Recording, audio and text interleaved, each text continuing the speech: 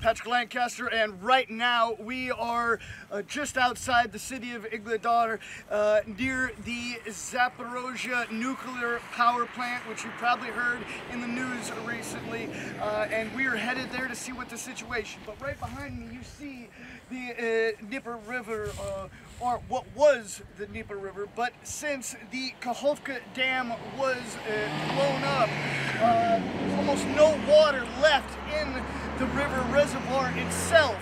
And we're going to see how this is affecting the Zaporozhye nuclear power plant and what, if any, facts we can find about the accusations going back and forth of this basic nuclear standoff.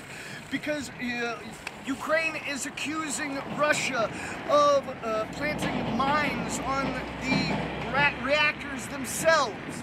And we're going to see what information we can find out. This is the second time we've been here. We're showing you exactly the facts on the ground here, not just some off the ground information that the Western mainstream media is showing you. We're showing you on the ground in the nuclear power plant what the real situation is. The information they won't show you and they just ignore and lie about. So there's a lot more to come.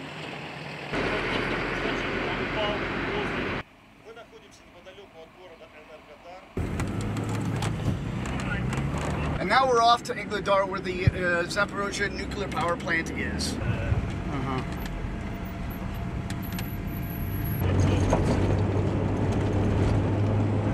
So just across the field there, we can see all 6 reactors lined up. So now we're going to go into the city, hopefully talk to some of the officials of the city itself, and the region, and the plants, and maybe even get to a bit of frontline positions as well. We're going to have to see how the day plays out. We don't make the news, we show you the news. So please like, share, and subscribe. Remember, we're totally independent crowdfunding journalists. You can support our work with the link on the screen or in the description.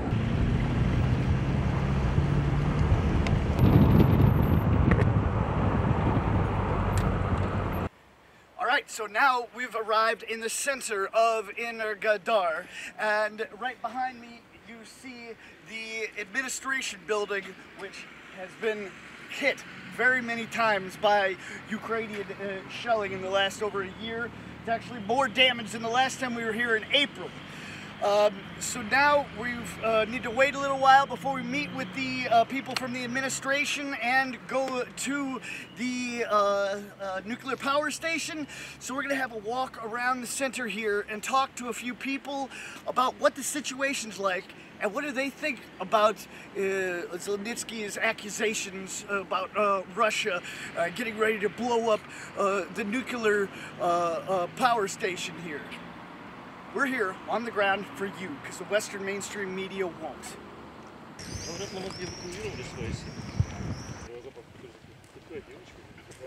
Здравствуйте, а можно вас на пару слов? О, отлично. Мы сейчас будем спрашивать. Можете сказать, как обстановка здесь? Отлично. Да? Меня устраивает.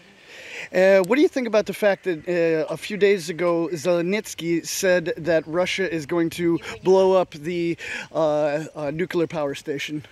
Скажите, пожалуйста, вот какое ваше мнение по поводу того, что Зеленский несколько дней назад заявил о том, что Россия собирается взорвать Запорожскую атомную станцию? Вы что? Ну, парень не в своем уме. Думал, правда или... Что? Вы думал, это правда? Да вы что, я совсем полуумная. Я в своем уме и разуме живу.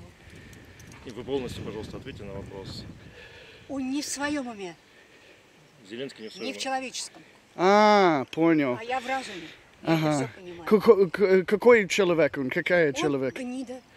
Почему? Фу, меня сейчас трясти будет. Это не человек. Извините меня. Ага, понял. Мне плохо просто. Это я и так из-за него здесь. Ага. Вы местный? Конечно. Но я сама с Урала, Россия. Ага. И как долго вы здесь? 35 лет. Да. И... Руки трясутся. Вы что, у меня уже 68. Сидите, спокойно, все хорошо. How can you say, how many % of the local population here is for Russia or for Ukraine? Как по вашему мнению, какое соотношение людей здесь, ну, местное население, которые за Россию и за Украину? 50 на 50. 50 на 50. And has that ratio changed since Russia has taken control? Скажите, пожалуйста, и вот с момента, когда... Сейчас уже получше. Да, вот, ну, есть ли Изменилось. изменения, да, вот с Ну, момента, где-то как... процентов 20 осталось такой текущий мягкий момент. То есть А так 80, увеличивается, конечно, увеличивается за количество... Россию. Увеличится. Конечно. Как вы думаете, а что привело к этому? Вот какие причины того, что люди больше за Россию? Пенсии, достаток, отношения. Военные, это просто, я когда вижу, ну, я только улыбаюсь. Вот так. Так, что-то я еще хотел задать вопрос. Ну, разные вопросы. Какие мне все равно. Слушайте, ну вот, смотрите, мы второй раз, да, вопрос такой просто вот обычный бытовой. Пожалуйста. Вот мы второй раз в Энергодаре, собственно, и вот сейчас вот мы приехали, в прошлый раз мы в апреле были, сейчас приехали, и вот мы видим гораздо меньше людей на улицах. Это связано с летом или как? Конечно, с летом. В лагерях, пионерских. Ну и, конечно, выращивают себе на жизнь. Да это было всегда, в любые времена. Вы что? Здесь только земля. Земля кормит, в общем-то, Украину весь мир. Извините меня. Если вы могу говорить пару слов Зеленский, что вы могу сказать за он? Если бы у вас была возможность сказать пару слов Зеленскому, вот лично, что бы вы ему сказали? Попробуй деликатно. Если он так поступает, то не собирается здесь жить. Ну, он просто убийца. Пусть сначала сам с собой это сделает. Все. И Путин. Путин – это моя радость, это моя надежда. Путин, молюсь каждый день, каждый божий день. У меня нет такого дня. Это всю жизнь молюсь, еще ничего не было, я все понимаю, я кое-что знаю. И все. Скажите, еще вопрос. А вы, вот вы сказали местные, оно с Урала. А Да. вы... Папа у меня военный был. Нет, вы гражданка России или гражданка Украины? Сейчас гражданка России. Ну, сейчас уже конечно. понятно. Вы что? А до этого вот проживали как Я гражданка? как писала Путин. Нас изнасиловали, отобрали паспорта и дали украинские. И у меня совсем по-другому пошла судьба. Вы приехали сюда еще при советской власти, наверное? Конечно, при Советском Союзе. Вот так. Как зовут? Как вас зовут? Как? Татьяна Васильевна. Все, очень приятно. Это Спасибо. русский ответ. Никогда нельзя по имени отвечать. Васильевна защита, а Воронько двойная защита. Ну, это девичья фамилия. А так сейчас я жива. Спасибо вам, Всё, Татьяна Васильевна. спасибо Не за что, большое. пожалуйста.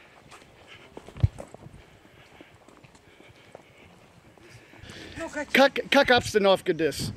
Как сейчас здесь дела в городе? Да нормально. А как? Куда надо, туда и хожу. Только что очереди везде. Куда не пойдешь, ни за свет, ни заплатить стоять. А мне тяжело ходить. А нормально все.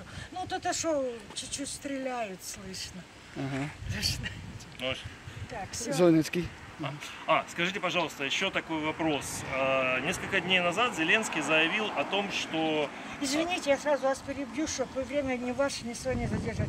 Я далека от политики, телевизор не смотрю, прессу такое, какая Нет, только. это не касается политики, это вы касается просто- того, как местный житель. Он заявил о том, что русские хотят взорвать Запорожскую атомную станцию. Как вы думаете, это правда? Нет? Вот что вы думаете? Так ребята что же сами находятся, как они могут взорвать? В первую очередь они ж пострадают. Ну, федералы вы имеете, а Российскую Федерацию? Да. Ну так, а как это, на пороховую бочку-то сидишь и ее подзрывать? Я не думаю, да, не думаю. И как вы местный? Россия контролировала тут уже 1,5 года. Как это, хорошее или плохое? Россия здесь находится уже вот, больше года. Скажите, пожалуйста, вы как местный житель, как вы ощущаете, это хорошо или плохо? Без комментариев.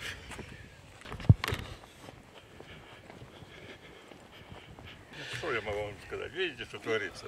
Как обстановка здесь? Да, вот, ну расскажите, что творится как раз. Да. Давай я перезвоню тебе позже. Хвалиться особо, ребята, нечем. Так, по бомбежкам более-менее спокойно, там постреливать немножко изредка. А вот то, что вот сделали с водой, это, конечно, большая беда. Вы Кто видите? сделал это? А кто? Ну, патриоты. Рванули плотину. Какое именно? Каховскую водохранилище взорвали плотину. Кто? Украина, а кто? Как вы знаете, это Украина? А как я знаю? Надо наблюдать, что происходило. Киев начали топить. У нас куча хранилищ. Все хранилища были переполнены по самому не могу. Ну, сколько можно, столько было наполнено плотин, до предела. Наша плотина, мы тут уже били, тревогу поднимали, что нас уже топит. У нас была вода выше на 2 метра, чем положено, чем обычно. Извините. Я перезвоню. Ну, не могу, потом. Да, я ничего страшного. Жена переживает. Понял. Переполнили плотину. Все плотины. Не то, что все переполнили водохранилище. Осталось вот так вот. Меньше, чем вот этот бордюр. Воды до перелива плотины. Ага. 10 часов вечера. Поднимают шандоры. Открывают шлюзы. И хлынула вода. Это Запорожье открыло. Мы там открыть никак не могли. Хлынула вода на море, сюда к нам. А тут от Запорожья до Каховки, ну, 140 километров максимум. Скорость воды, через 4,5 часа вода пришла в Каховку. И начала переливать. Вот так пошла вода. Поток пошел. А там работают люди в маршалах. Люди работают. Люди начинают текать. 10-12 километров, если даже не меньше, поселок. Все видят. Ракету туда. А дорога вся как решета, побитая дырами. Вода пошла вот так вот, там создается вакуум, шандоры вырвало, и пошло вот так вот уже. Это кто не видел когда-нибудь, как идет потоп, как живет дамбы, это страшная сила. Это кажется, что да, вода. Нет, это огромнейшая разрушительная сила, которая разрушила сразу 4 пролета вырвала, а потом все снесла. Я лично надеялся на то, что останется там основа плотины, и нам хватит воды до нас, возле нас она остановилась. Но она становится далеко за нами, под Лепетихой где-то. Все, мы остались без воды. 1000 тонн, сотни тысяч тонн рыбы подохло. Просто вот так. Мух, дышать нечем было, столько было мух. Я не знаю, как, кто там, что. Ну, это так было. Сегодня уже, конечно, это прошло время, мухи уже подохли сам. Ну, а на самом деле, ну, случилась такая вот беда. Теперь вот нам полив надо делать. Вы видели?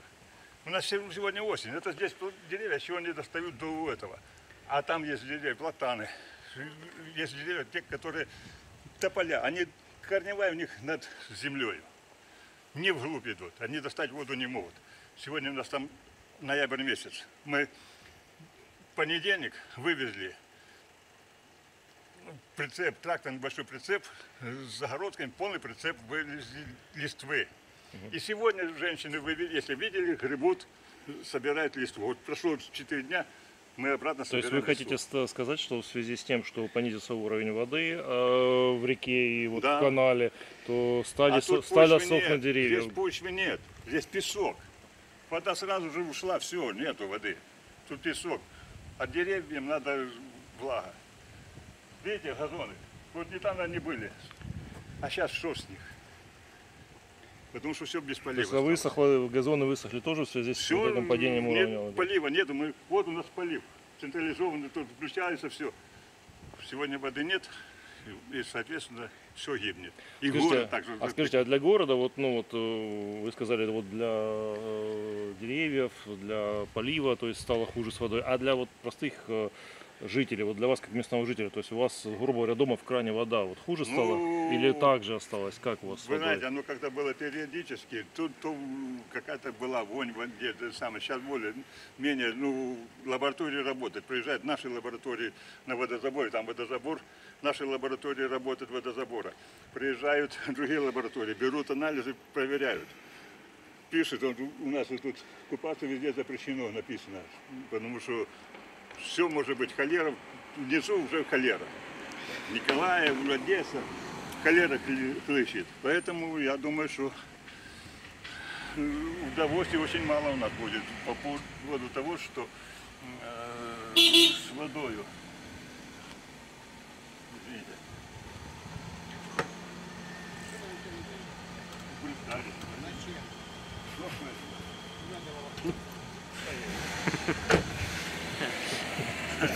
Директор приехал. Ага. Ну, в общем, вот так вот. И можно сказать, это что это тут? Можно, Да, можно вас на фоне да, канала? да, что это именно? Это был прогулочный канал.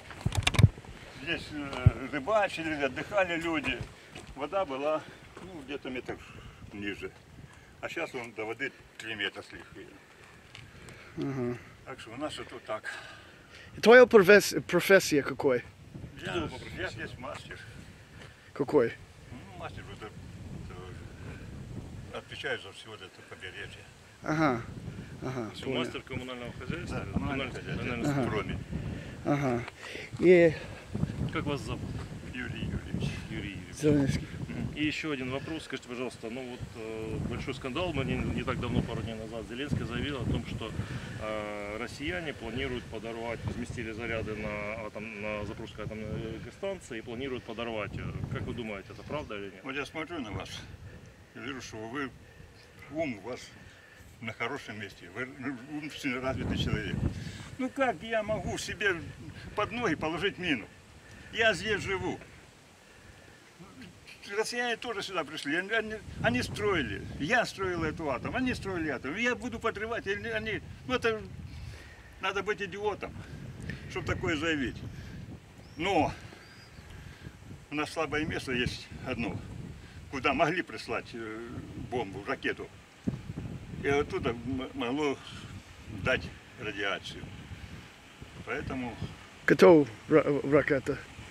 Кто ракета? С Украины. Они сюда, мне под дом кидали 2 штуки, вот так легло 300 метров от дома. So, вы сказал, это Украина, который Украина. стреляет на Это атомные Украина. станции? Это Украина. Дроны летают, куски дронов у меня в огороде валялись. Поэтому России это не надо. И России это не надо. Как могла Россия убить себя? С этой водой обеспечился Крым. Весь юг Украины поливался, как Херсонская, так и Запорожская область поливалась. На той стороне остались города Никополь, Марганец, Кривой Рог, и еще там Зеленодольск, и не имеет значения. Они остались без воды. Но им плевать на то, что люди страдают. Им надо эффект, отвлечь внимание или еще что-то. Я не знаю, что там, чем они думают. Скажите, пожалуйста, вот этот вот канал, он предназначен только для прогулок, для развлечения вот, Да, жителей только города, вот. или он куда-то еще поставляет? Нет. Чисто прогулочный. Мы с этого канала, там в конце, у нас есть водозаборник, с которого мы качали воду для полива. Нам надо 6000 кубов в день на полив. То есть он к атомной станции, к их Нет, резервуару это никакого чисто отношения? прогулочный канал. Всё. Здесь на байдарках ходили, дети учились, яхт-клуб у нас тут занимался, яхточки такое, ну, просто удовольствие, для удовольствия, для глаза было сделано, для людей. Ну вот, теперь не знаю, что случится, как дальше будем. Восстанавливать придется, конечно, но это не скоро. Покуда не становится война, восстанавливаться не будет. И последний вопрос за меня. Тут большой год Россия контролирует. Как вы чувствуете, это хорошо или плохо? Понимаете, как вам сказать? Я украинец, да? Мне вот эта Украина, та, которая была, я ее любил сам. Но то, что сегодня с нее сделали Порошенко, Ющенко и наш шапочник Янукович, они просто разрушили государство. Просто разрушили, потому что кроме воровства ничем не занималось. И сегодня вы посмотрите, что творится. Какой завод у нас работает? Все заводы стоят. Как у нас, так и у них. Там, может, где-то какое-то что-то шевелится, остальное все убили. Убили заводы, те, которые высокотехнологичные. Я там молчу, что какой-то там тарелку клепал. А тот завод, который делал станки, приборы. Где эти заводы? Им дали деньги, они эти заводы выкупили, порезали, а оставили только сталелитейную промышленность. Все. Когда последний раз Украина был хороший, как вы могу читать? До 91-го года. Да? Угу. До 91-го Понял. года. Когда Советский Союз. У нас ВВП было выше, чем в Германии. Мы по состоянию были экономически выше Германии. А сегодня мы ниже Африки. Вы думал, Россия будет сделать все лучше? Я уже ни во что не верю. Не то, что я хочу верить, но то, что сегодня произошло, у нас тысячи детей погибло. Тысячи. Миллионы выехали. А это те, которые должны родить. Земля осталась без людей. Рожать некому. Кто будет рожать? Девки выехали. Все там сейчас на панели скачут. А возродить без населения земля, это мертвая земля. Я не знаю. Просто мне очень-очень жаль то, что вот так вот сделали с Украиной. С нами делают, поступают. Я служил в советской армии. Я присягу давал Советскому Союзу.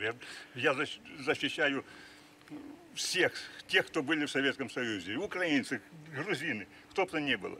Я защищал их. А сегодня у нас вот такое дело обстоит. Ну все. Так Все. Спасибо Давайте. большое. Спасибо. Директор не умется никак. Спасибо.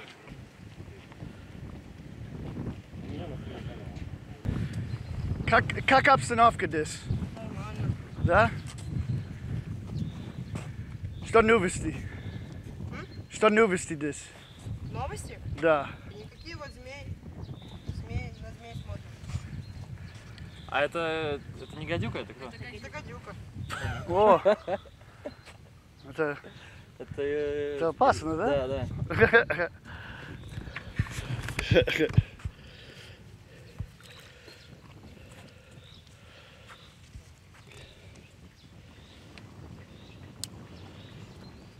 Аккуратно.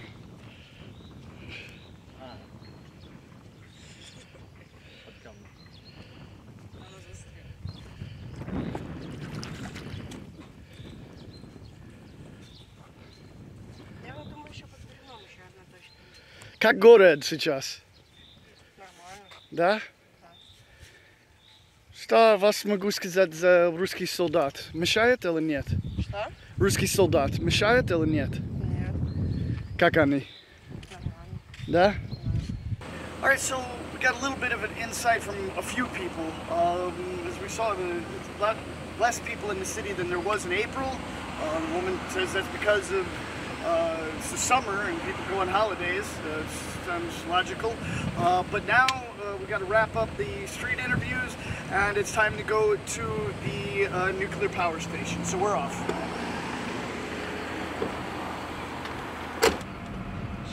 Порядочно?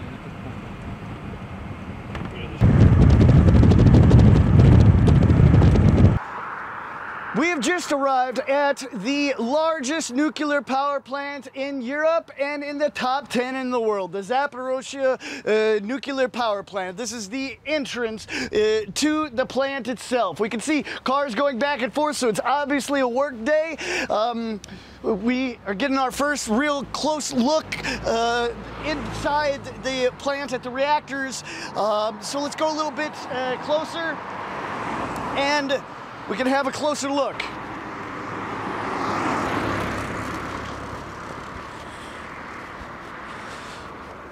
Here, we can see 6 reactors.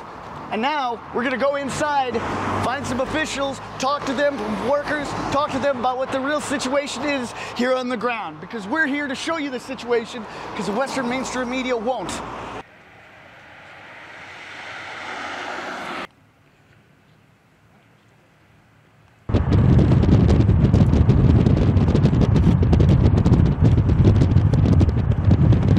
All right, so we've made it inside the Zaporozhye nuclear power plant.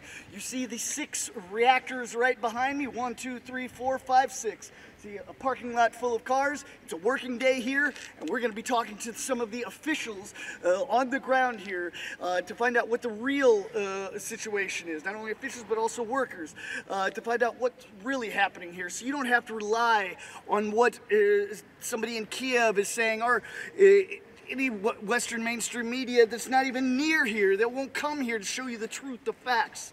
They only regurgitate what Kiev tells them to say. We're here on the ground to show you the real facts.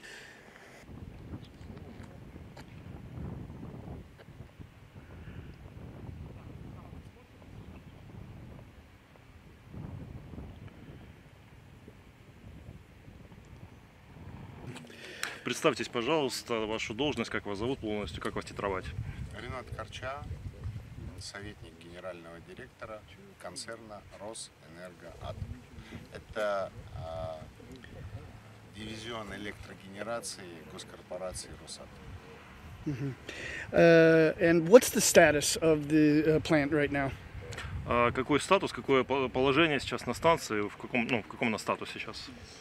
На самой станции все абсолютно нормально. Если, я не знаю, как это точно, абсолютно не знаю, как это на английском сказать, но вот в этой ненормальности есть нормальность, и эта нормальность там.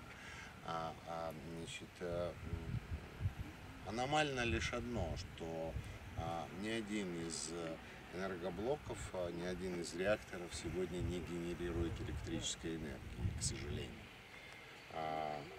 И ответственность за это исключительно по ту сторону Днепра, то есть на украинском режиме. Я могу сказать абсолютно точно и ответственно, что никого там, на Украине, и у их западных кураторов реально ядерная безопасность не интересует. Это инструмент, это средство, это инструмент шантажа, это инструмент запугивания, это инструмент решения военных задач, это инструмент манипуляции общественным мнением, в том числе и на Западе. Потому что если реально была бы озабоченность ядерной безопасностью, то никто бы по этой атомной станции не стрелял. В этом смысле вот такой классический пример. Последний визит Гросси. Ну, вы знаете, что произошло с Каховской ГЭС. Это действительно вызвало на определенном этапе напряжение, в том числе и вокруг Запорожской атомной станции. И Гросси, надо признать, очень эмоционально воспринимал все происходящее. И он перед визитом на Запорожскую атомную станцию дал несколько интервью. Он нервничал, это было видно, и это было понятно. Вот. Он, в отличие от этих клоунов, там, ну, я не знаю, одного клоуна, один клоун в последнее время все больше и больше становится у них там спикером. Это такая особь по фамилии Буданов, да, как бы. Значит, но тем не менее, да, как бы вот здесь очень важен следующий момент. Вот что есть абстракция, что есть ложь, а что есть реальная озабоченность. Действительно возникла, в принципе, угроза гидродефицита на Запорожской атомной станции. Возникла угроза нарушения целостности и безопасности систем охлаждения. Риск был, да, мы это признаем. И вот мы стоим, значит, он приехал, Гросси, мы стоим на этом мостике, вот слева Каховское водохранилище, справа прудохладитель. А между ними Шандора. Шандора — это задвижка, такая металлическая задвижка, которая, собственно говоря, является линией такого своеобразного водораздела. И вот специалисты Запорожской атомной станции объясняют Гросси, как они укрепляли эту шандору, эту задвижку, как они ее дополнительно герметизировали, потому что картина совершенно очевидная. Тут 11 метров с копейками, полное обмеление, тут 16,65, ну в тот день было так. Гросси слушает это все внимательно, значит, ему докладывают. Я подхожу, я говорю: Рафаэль, ты только что услышал, насколько все непросто, да? Какой труд, какого количества людей здесь был задействован, какие усилия предпринимались. Но видишь ли, в чем дело? Говорю, вот все это может быть умножено на 0 в секунды просто. Он на меня недоумевающе посмотрел: ну, о чем ты? Я говорю: 3 снаряда на выбор. Вот это М777, это Хаймерс, и это, допустим, Storm Shadow, да? И все, секунды, и случится трагедия.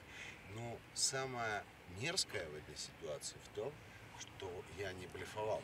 Это действительно может случиться в любой момент. И вот в этих условиях, это условия перманентного стресса, да, как бы, в котором живут сотрудники Запорожской атомной станции уже больше года, они, тем не менее, ну, как вам сказать, они оказались очень сильными в волевом отношении, то есть сила воли колоссальная, и вот этот вот профессионализм, он возобладал над эмоциями, над психологическим состоянием и так далее. Они просто молча делают свою работу. И вот в этом абсолютно, на мой взгляд, и есть залог успеха и залог обеспечения ядерной безопасности. Поэтому, отвечая на вот вопрос, я могу сказать, что у нас, в принципе, все нормально. Ядерная безопасность обеспечивается, все системы работают штатно, фона изменения радиации нету. А если говорить об угрозах, то есть только одна угроза ядерной безопасности, имя ее киевский режим. Вот как-то так. Понял. As you know, Zelensky a few days ago has said that Russia has put mines on the roof and done other things to put the station at risk. Just to be 100% clear, in your knowledge, has Russia done anything to put the right reactors at risk or the nuclear waste? Как вы знаете, Зеленский заявил несколько дней назад о том, что Россия пытается заминировать или как-то еще повредить атомные реакции Запорожской атомной станции. Учитывая ваши знания и ваш опыт, как бы вы могли это прокомментировать? Знаете, война — это, конечно, абсурд само по себе, как явление. Но даже в этом абсурде должна быть логика. А когда мне говорят, что мы хотим заминировать атомную станцию, я задаю контрвопрос: зачем? Это наше. Зачем я буду минировать свое? Это первое. Второе. Зачем я буду подвергать угрозе смертельной своих людей? Ведь вы поймите, как бы это же радиация. Это не там оружие высокоточное, которое прилетело в определенную точку, уничтожило объект и нанесло как бы физический урон этому объекту. И все, да, как бы людям там убил. Это радиация, а радиация границ не знает. Радиация зависит от розы ветров. Подвергать смертельной угрозе свое население, свои территории, да, как бы. И это не только территория Запорожской области, это территория близлежащих других регионов Российской Федерации, это территория Донецкой Народной Республики. Границ нету у радиации. Это первый очень важный момент. Второй момент. Вот в этой истории блефа и дезинформации по поводу подготовки к теракту есть много очевидных вещей, которые иначе как профанация не назовешь. Вот рождают, как правило, слухи вот подобного рода люди, которые ни разу не были на атомной станции. Они вообще не знают, как это происходит, понимаете? понимаете. К сожалению, вот это западные технологии, это в том числе американские технологии информационного воздействия, информационного манипулирования, когда ложь, она лишена всяких смыслов. Цель другая. У них очень много медийных площадок, понимаете, очень много медийных каналов доведения информации, и они начинают сыпать, то есть по количеству касаний. Надо учитывать, что люди, к сожалению, ну не к сожалению, это объективно, да, как бы они далеки от реального понимания вещей, что такое станция, что такое радиация. Этим пользуются активно, да, как бы. И ведь есть хорошая в этом смысле русская поговорка: чем чудовищнее ложь, тем в нее легче поверить. Это вот тот самый случай. Итак, разберем эту ложь, да, как бы. Ложь связана, вот я там, допустим, он говорил про заминирование крыши, да, как бы. Слушайте, значит, ну вот посмотрим внимательно. Вот вы видите, вот блок, да, вот перед нами второй блок.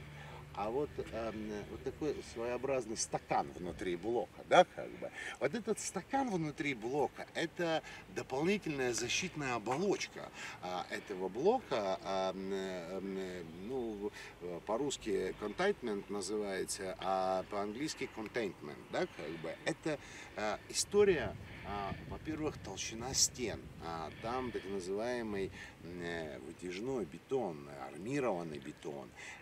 Вот эта крыша выдержит падение, ну, поскольку сейчас военные действия идут, но самое тяжелое, что в самолете, это ротор двигателя, да, как бы. Вот удар ротора двигателя с пикирующего самолета, пикирующим самолетом под углом 45 градусов, это реально мощнейшее, да, как бы воздействие, он даже это выдержит. Значит, и то есть это речь идет о сверхпрочном как бы материале, который вот таким образом, когда мне говорят, заминировали крышу, вот, я задаю вопрос: а сколько тонн взрывчатки на эту крышу нужно положить, чтобы это все, значит, это только крыша, а там еще защита у самого реактора. It is impossible. Это невозможно, в принципе, да, как бы это ложь от начала до конца. Вот история, связанная с минированием крыши. А дальше они говорят о том, что заминировали прудоохладитель русский, да, как бы. Это ложь номер 2. Что такое заминировать прудоохладитель? Это, ну вы представляете, у этого пруда совокупная ширина только 500 метров. Зачем прудоохладитель минировать? Рыбу глушить, что ли? Вот я не понимаю, но мы не браконьеры рыбные, да, как бы, чтобы этой ерундой заниматься. Там другая уязвимая вещь. Это вещь, вот эта самая шандора, по которой, ну, для этого прудоохладитель минировать не нужно. То они ставят грузовики, ну я имею в виду там и Зеленский с этим Будановым, то они ставят рядом с реакторами, то они ставят чуть ли не, ну в смысле с энергоблоками, да, как бы, то они уже загоняют их вовнутрь и ставят просто рядом. Но это люди, которые не видели вообще, что такое реактор, они не понимают, как это все устроено, ну невозможно под реактор загнать никакую технику, это ну просто unreal, да, как бы.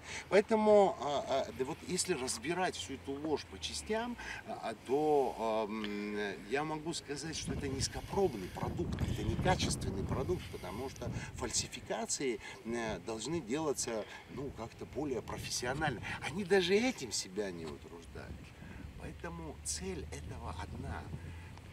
С одной стороны, отманипулировать общественным мнением, в том числе и на Западе, испугать людей, а третье, создать условия в конечном итоге для включения НАТО в конфликт уже в виде стороны.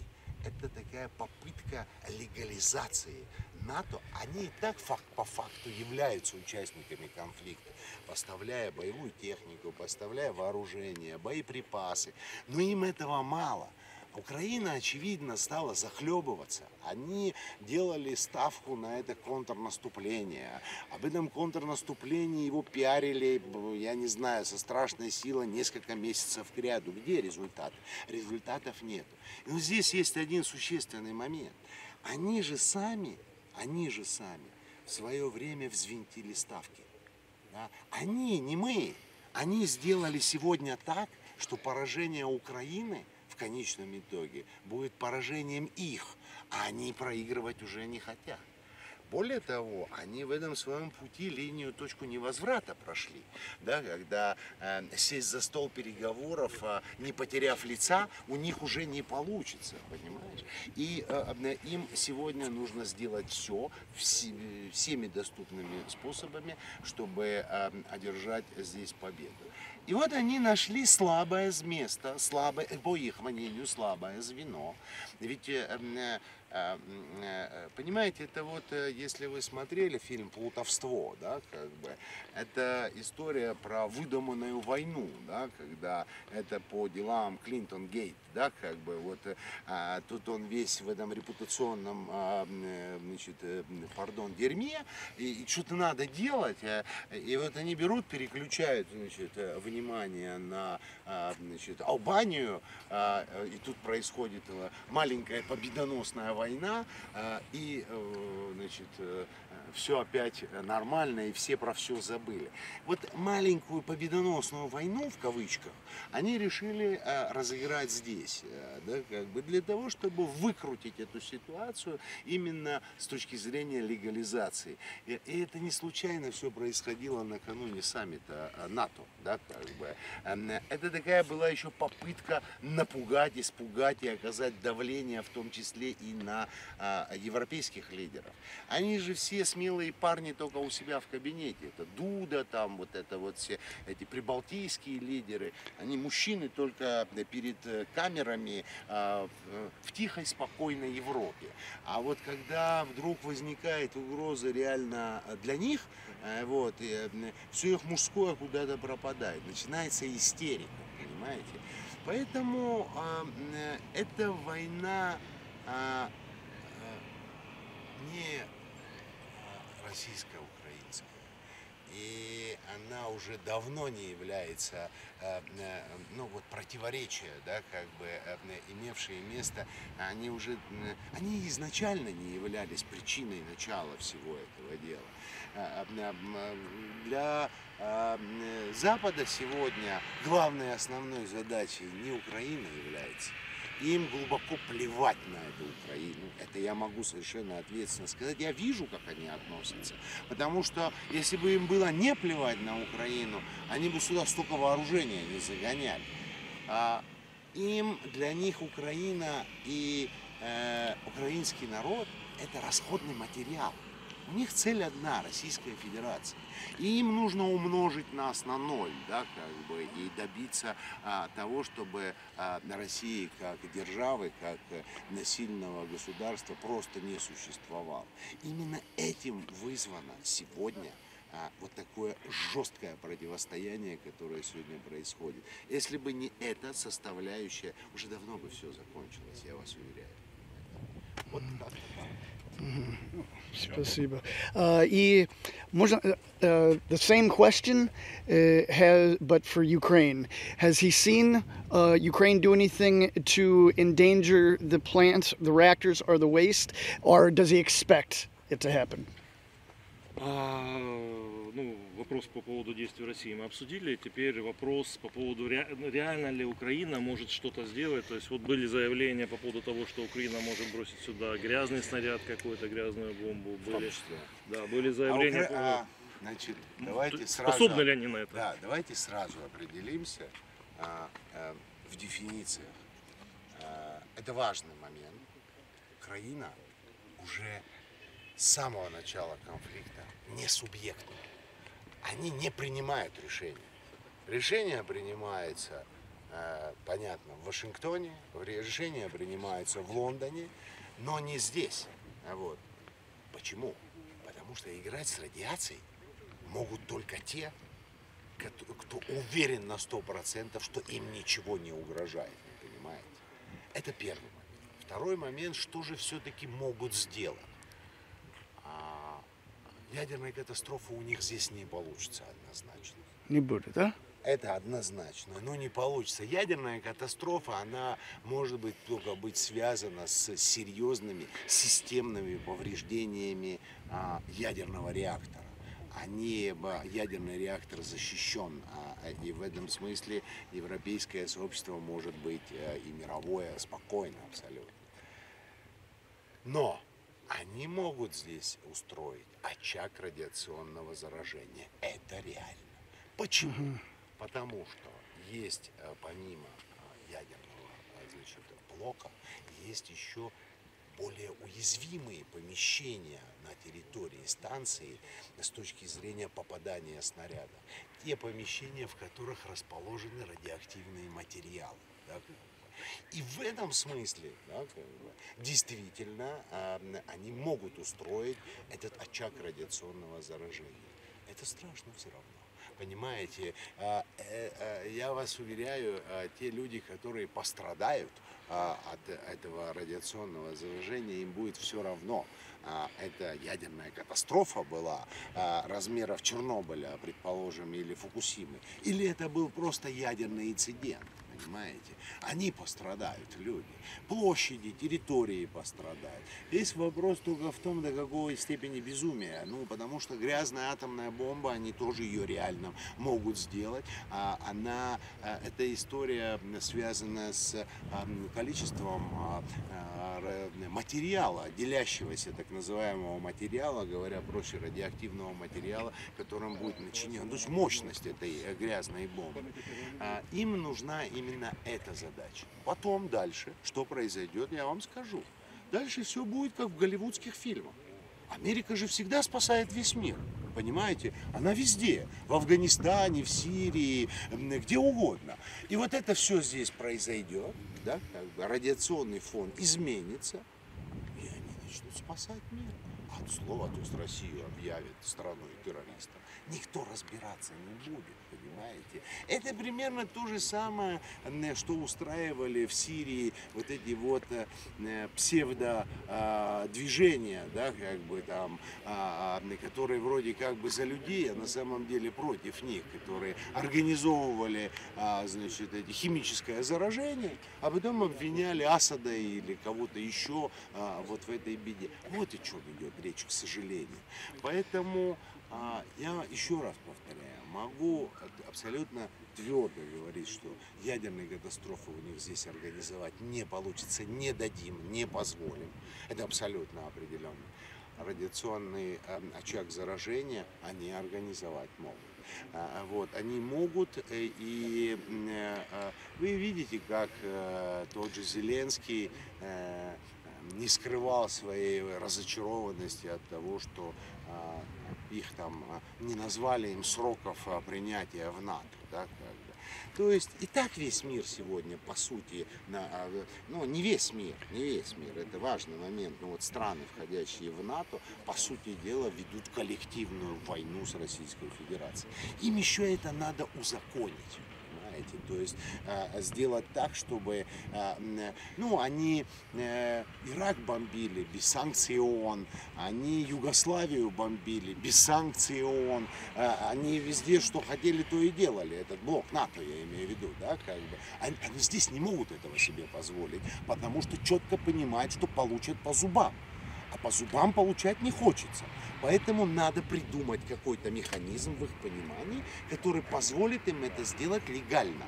Вот, и вот все игры с Запорожской атомной станции построены вокруг этого. Вот. Но и персонал, я повторяю, и мы рядом находящиеся и оказывающие помощь, ядерной катастрофы не допустим абсолютно точно. Все. Спасибо большое.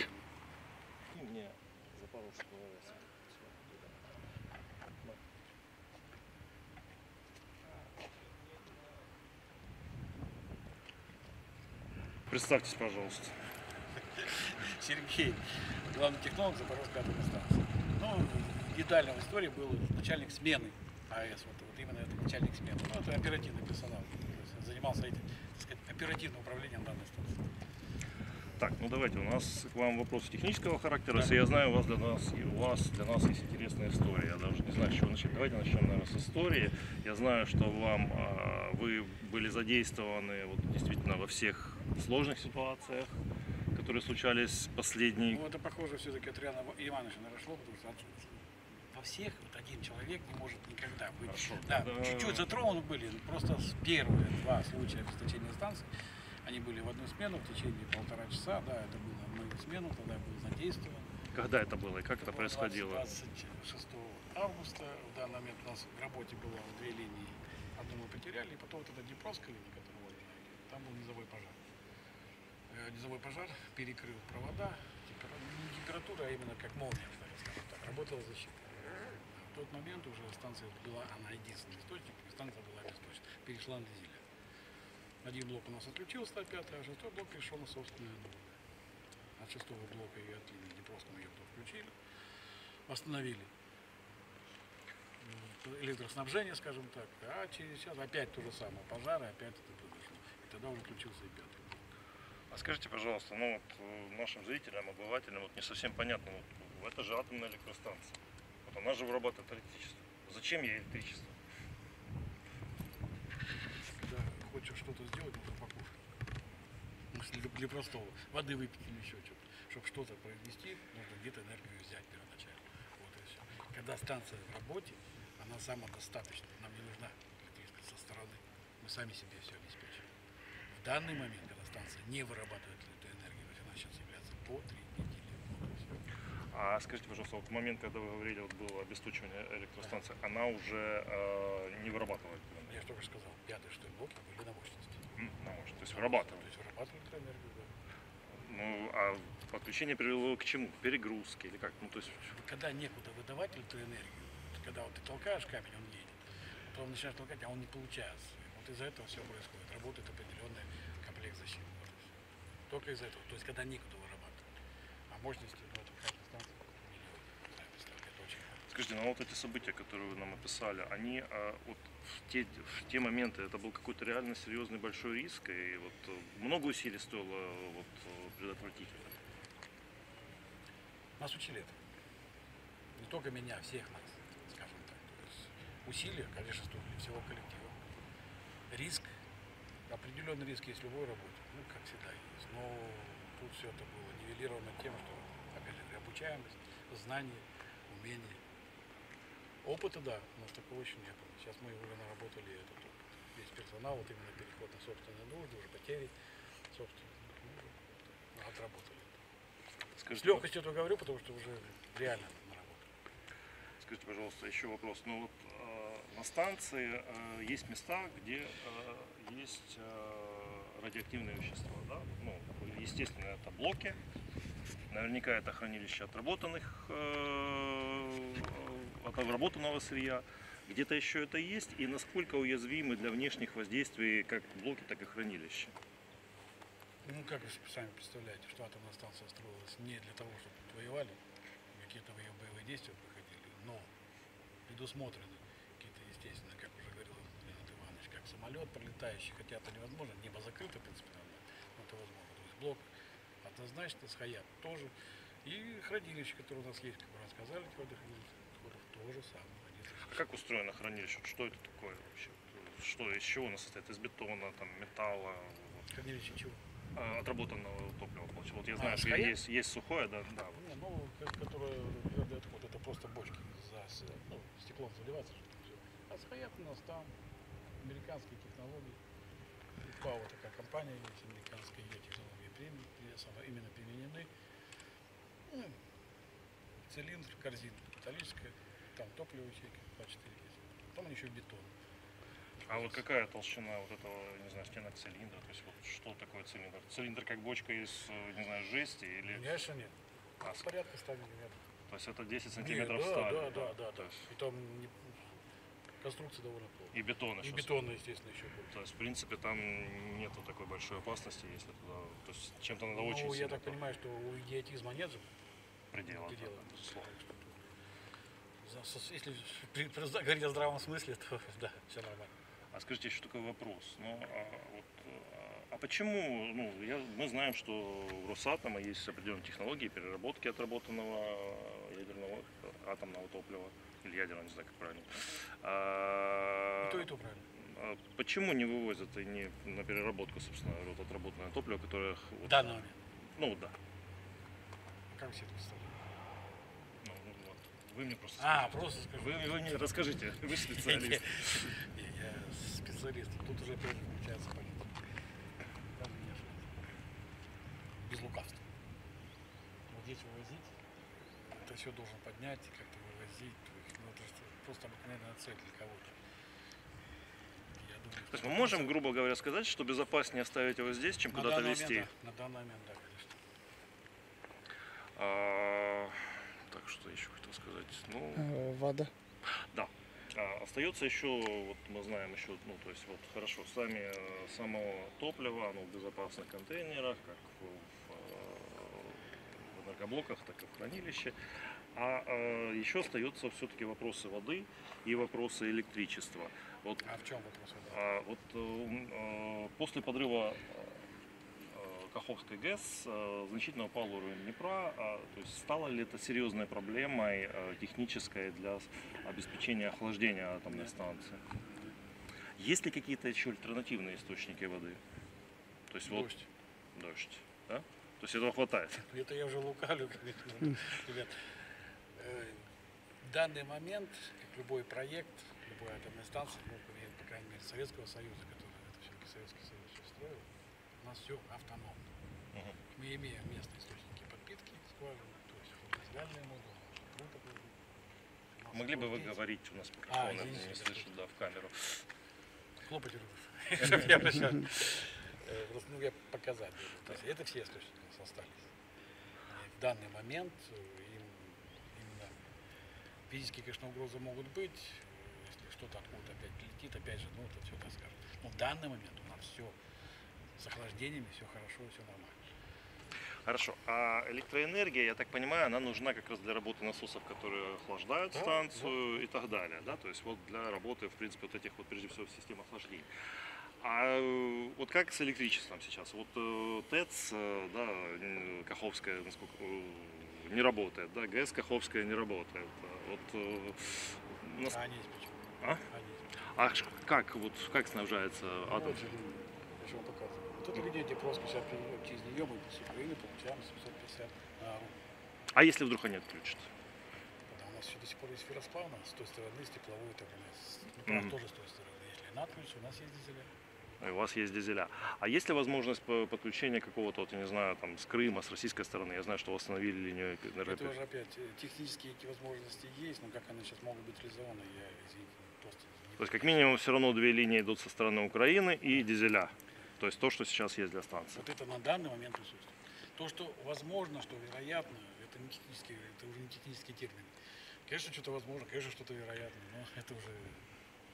С удовольствием бы я сказал, что оно есть в любой момент, ребят, как есть, так и есть. Хорошо.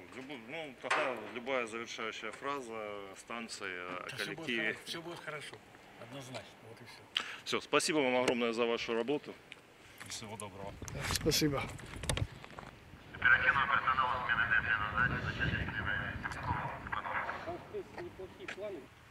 All right, so you've heard it from the workers. You've heard it from the advisor to the director of the company Rosatom that runs this plant now. Of course, that Russia is in control of it and has been for over a year.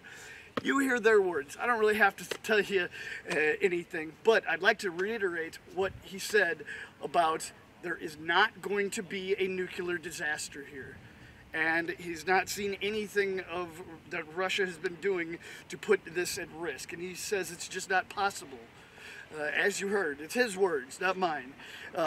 So we're going to continue to charge on to show you all the facts here on the ground in Zaporozhye, Kherson, Donetsk, Lugansk. And we're just gonna keep pushing for you, because you are the ones we report to.